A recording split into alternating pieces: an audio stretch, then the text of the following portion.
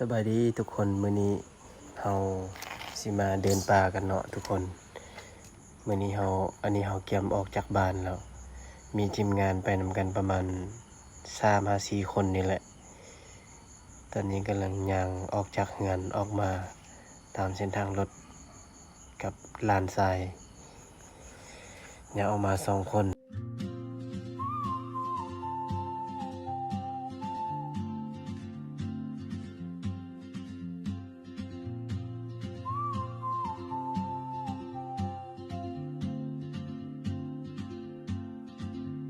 She moves like a map with no borders,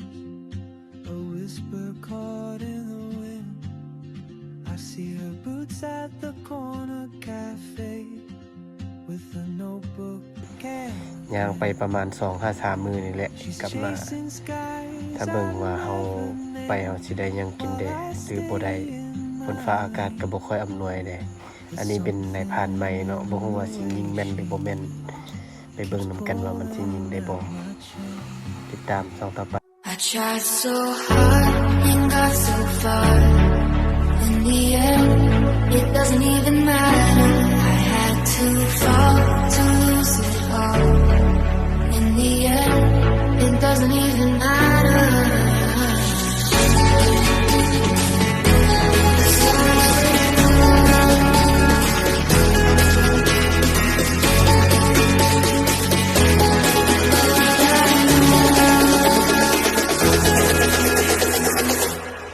Tried so hard and got so far in the end it doesn't even matter I had to fall to lose it all in the end it doesn't even matter ตอนนี้ก็มาฮอดสถานที่เฮาพักเนาะอันนี้เป็นเรือนของพวกข่อยเองสถานที่มาเฮ็ดนาเฮ็ดนาจะเฮ็ดเป็นตัวเป็นปางมาพักแบบนี้เราจะมาพักอยู่นี่ประมาณ 25-30 นาทีแล้วก็สิพากันเดินทางออกไปอีก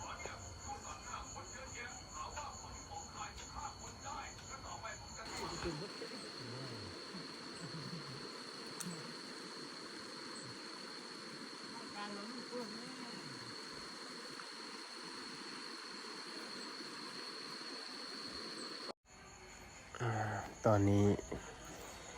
ออกจากเรือนไปแล้วเนาะเป้าหมายที่เราจะไปก็คือพูนอยู่เทิงภูพุ่นเห็นบ่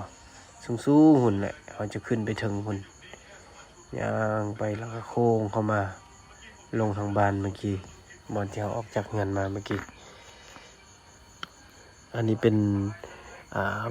ประชาชนเรือนประชาชนที่เขาจะมาเฮ็ดนาเขาจะมาเฮ็ดเป็นตัวเป็นปางแบบนี้ไล่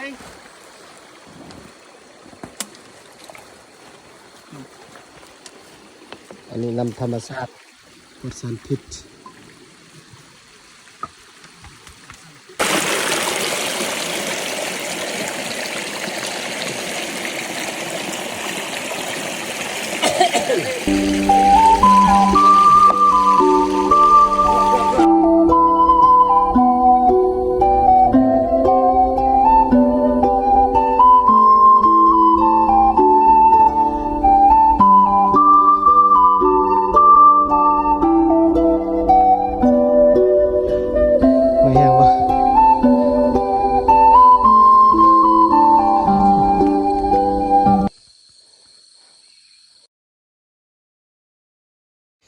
กลางดอยแล้วทุกคน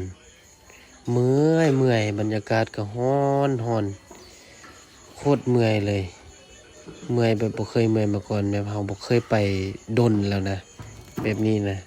ถ้าว่าเฮาเคยไปบ่เฮาเคยไปแต่ว่าเฮาบ่ได้ไปมาดนแล้วเฮาดนแล้วเฮามาย่างเทื่อนึงจังซี่มันจะโคตรเมื่อยเลยทุกคน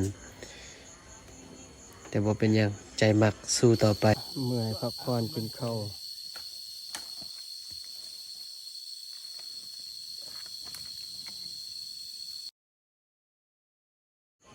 ตอนนี้เฮามาพักกินข้าว